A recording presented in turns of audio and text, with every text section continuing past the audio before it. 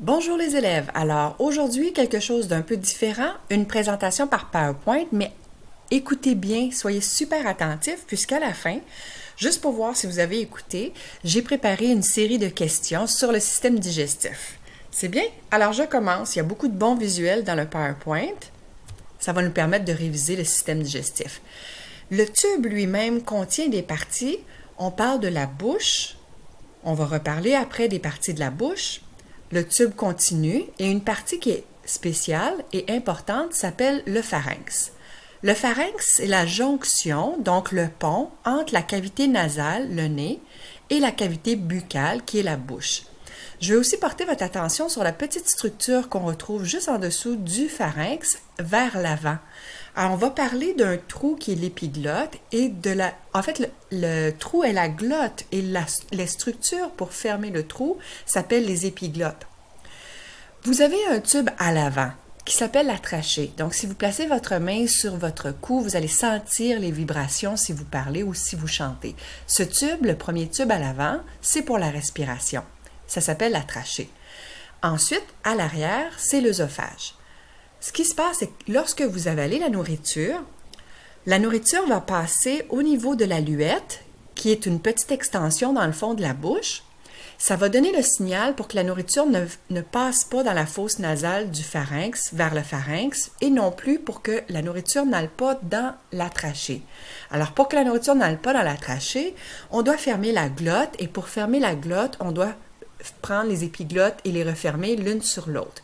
Donc, c'est ce qui est illustré ici. Ensuite, vous avez l'œsophage, qui est le long tube qui fait passer la nourriture de la bouche jusqu'à l'estomac. Vous avez bien sûr l'estomac lui-même.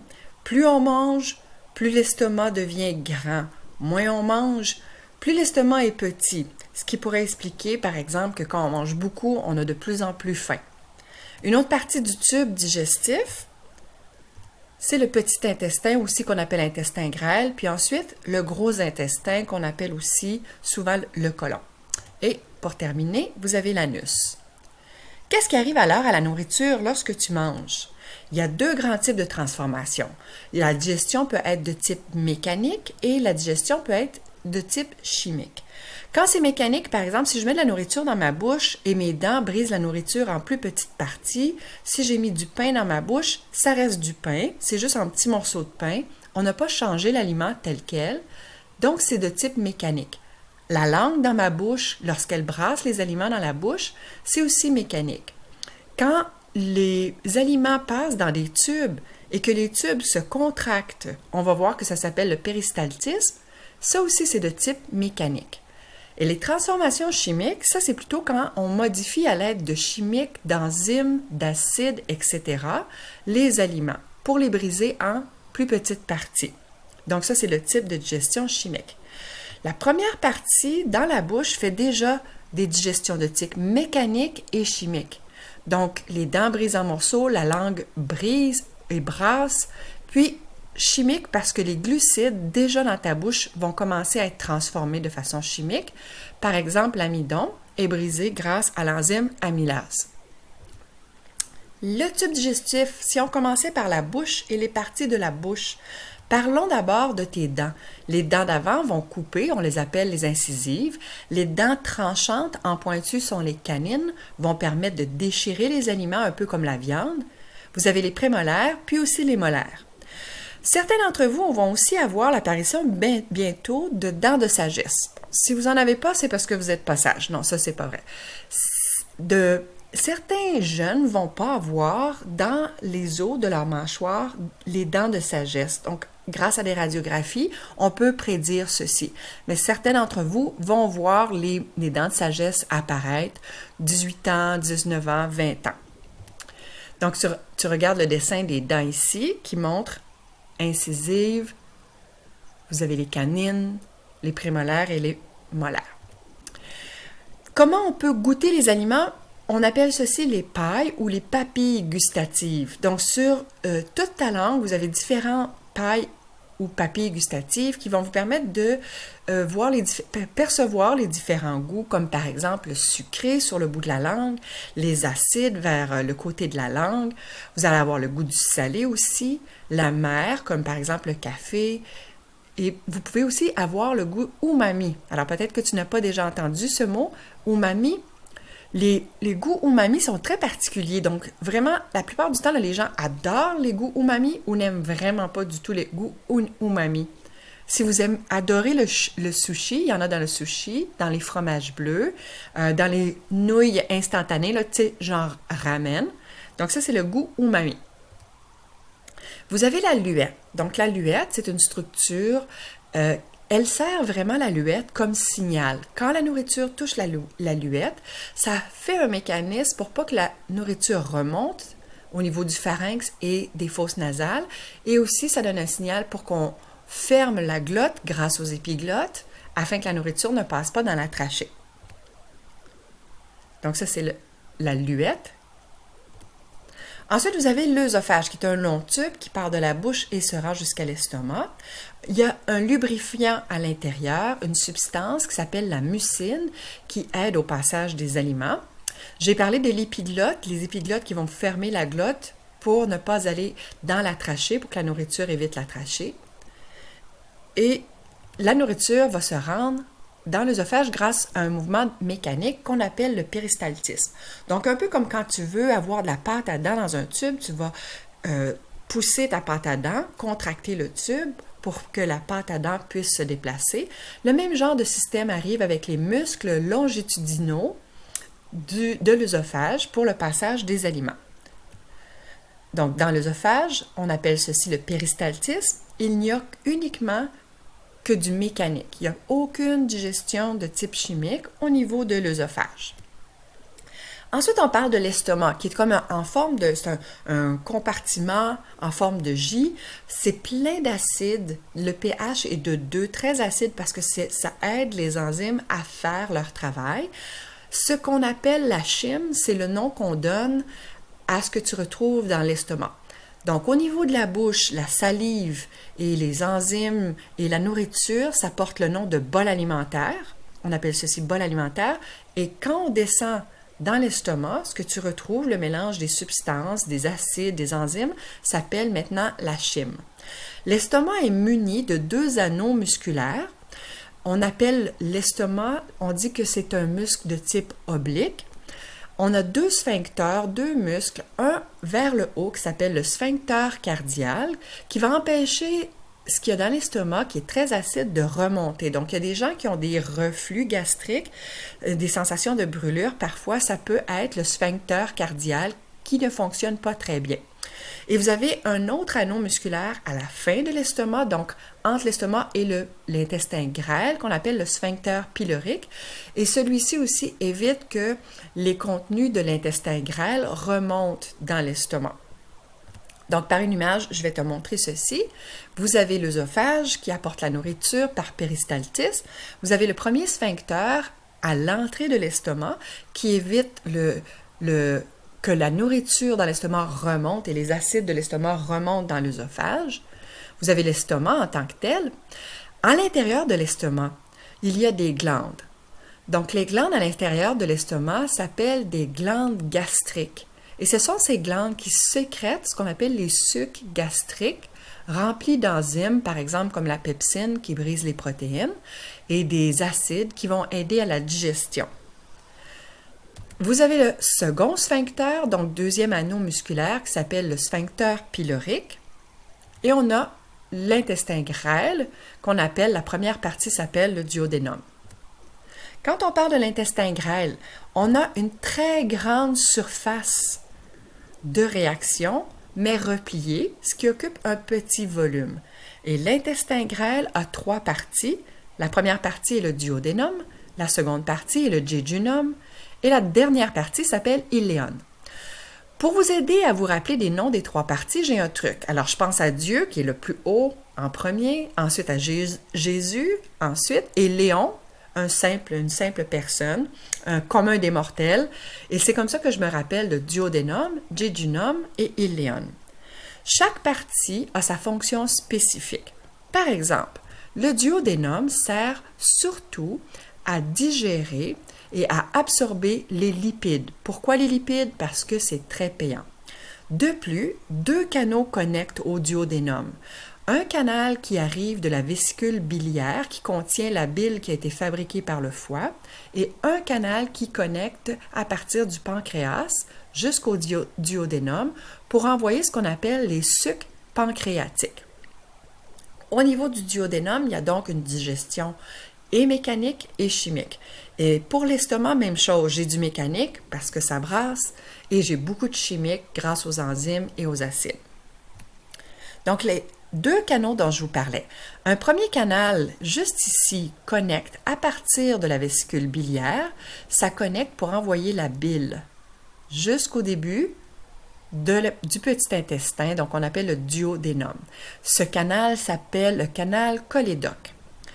Et ensuite, vous avez un canal qui va du pancréas et qui connecte aussi au début du duodénum et le canal s'appelle un canal pancréatique. J'ai aussi vu les mots cholédoque et pylorique. À l'intérieur de l'intestin grêle, vous avez une multitude de petits doigts. On appelle ces villosités. Et ce que ça fait les villosités, c'est à l'intérieur, il y a des petits capillaires, de très petits vaisseaux sanguins qui vont permettre le passage des molécules ou des particules de nourriture qui ont été coupées assez petites et va les envoyer et les passer par diffusion dans les capillaires sanguins, dans les vaisseaux sanguins. Puis ensuite, tous ces nutriments-là vont être envoyés partout dans le corps. On appelle le moment d'absorption. Et le gros intestin. Donc, on a différentes parties dans le gros intestin. Je vais vous parler principalement de trois parties. On l'appelle aussi le côlon. Puis, qu'est-ce qui se passe dans le côlon? C'est vraiment, on va finaliser ce qui a été digéré, on va le déshydrater pour produire ce qu'on appelle les fesses, donc un résidu, un déchet. Donc, on enlève tout l'eau là-dedans, ou une grande partie de l'eau. Et ce travail-là est aidé grandement par ce qu'on appelle des bactéries intestinales. Donc, ce sont vos amis, on appelle ça aussi la flore intestinale et ça aide à la digestion et à terminer les produits au niveau du gros intestin. Donc, si je te montre le gros intestin, vous voyez trois parties. On a une première partie ascendante, ensuite transversale, puis la descendante. Parfois, les gens qui sont constipés, c'est parce qu'ils sont déshydratés, c'est parce qu'ils manquent de fibres, mais ça peut être aussi par le manque d'exercice. La nourriture qui est juste ici, c'est difficile de remonter. Combattre la gravité, c'est pas facile et ça arrive des fois que ça va pas passer, ça va rester. Donc, c'est important de bien manger, de boire suffisamment, mais aussi de bouger. Et je vous demande une question. Qu'est-ce qui semble manquer juste ici? Eh bien, c'est l'appendice. Hein? Qu'est-ce qui manque ici? C'est ce qu'on appelle l'appendice. Pendant longtemps, l'appendice, on n'avait pas vraiment d'idée de son utilité. On comprend maintenant que l'appendice aide ton système immunitaire. Il aide à combattre les intrus, entre autres. Mais en gros, l'appendice, c'est une banque de bonnes bactéries pour toi. Et si tu deviens malade et que les bonnes bactéries manquent dans ton système digestif, on peut repeupler les bonnes bactéries à partir de notre banque de bactéries qui se retrouve dans l'appendice. Alors, ici, ça n'a pas fonctionné, j'avais des questions à vous... Alors, ça commence. J'ai des questions pour vous. On va voir si vous avez bien compris. Qu'est-ce qui se referme pour empêcher la nourriture d'entrer dans la trachée? Pas tranchée, trachée, j'ai fait une faute. Qu'est-ce qui se referme pour empêcher la nourriture d'entrer dans la trachée? Eh bien, il s'agit de la glotte. La glotte se referme. Prochaine question. Qu'est-ce qui donne le signal pour la fermeture de la glotte quand la nourriture la touche? Qu'est-ce qui donne le signal pour la fermeture de la glotte quand la nourriture la touche? Ça empêche aussi la nourriture de remonter dans le pharynx et les fosses nasales. Ça donne le signal. Il s'agit de la luette. C'est la luette. Dans la bouche, les aliments se transforment en, c'est-à-dire, comment on appelle ta salive et la nourriture dans la bouche? Ça commence par B. On appelle ceci le bol alimentaire. Prochaine question, dans l'estomac, comment maintenant s'appelle le contenu de l'estomac? Donc, le bol alimentaire est descendu. On appelle ceci chyme. Je pense que c'est masculin, donc c'est le chyme. On dit le chyme. Alors, vrai ou faux, il y a des villosités qui augmentent la surface de l'intestin grêle. Les villosités augmentent la surface de l'intestin grêle. C'est vrai. Une grande surface d'échange grâce à ces villosités. Quelle sorte de muscle dans l'estomac qui va broyer les aliments? Quelle sorte de muscle dans les aliments qui va broyer dans l'estomac? C'est un muscle de type oblique. C'est un muscle à laquelle tu n'as pas besoin de penser à le faire contracter. Ton estomac va faire son travail sans que tu aies besoin d'y penser. Les 4 types de dents, quels sont les 4 types de dents? Incisive, canine, molaire et prémolaire. Puis, qu'est-ce que tu as sur la langue qui te fait goûter? Qu'est-ce qui détermine le goût? Alors, tu peux avoir choisi de répondre les pailles ou encore les papilles gustatives, c'est très bien. Et qu'est-ce qui contrôle ce qui sort de l'estomac? Alors, on a le sphincter, on peut dire sphincter pylorique. On a vu 2 sphincters, le cardial et le pylorique.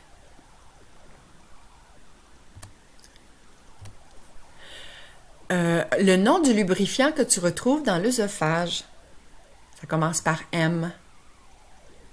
Ça s'appelle la mucine. Et se retrouve dans le côlon. Alors, tu en as en quantité, en très grande quantité, dans le côlon qui va t'aider à dégrader les molécules.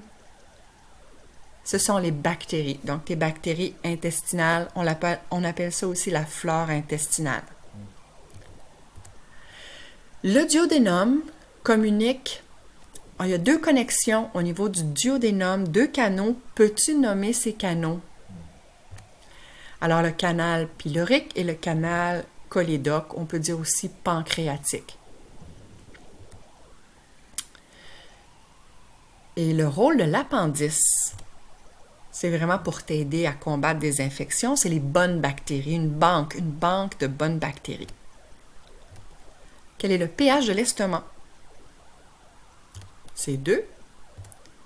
Et le pH de l'intestin, même si ça n'a pas été dit dans la présentation, ce qui se passe après l'estomac, c'est qu'on veut neutraliser, parce que c'est très, très acide dans l'estomac, on va neutraliser les substances qui vont commencer à entrer dans le petit intestin. Donc, c'est un pH de 8 qui est plutôt basique. Puis, comment s'appelle le processus de contraction qui fait voyager la nourriture dans ton tube digestif? Ça commence par P. C'est le péristaltisme. Péristaltisme. Ah bien voilà, ce sont toutes mes questions. J'espère que tu as appris quelque chose. On se reparle. Au revoir les élèves.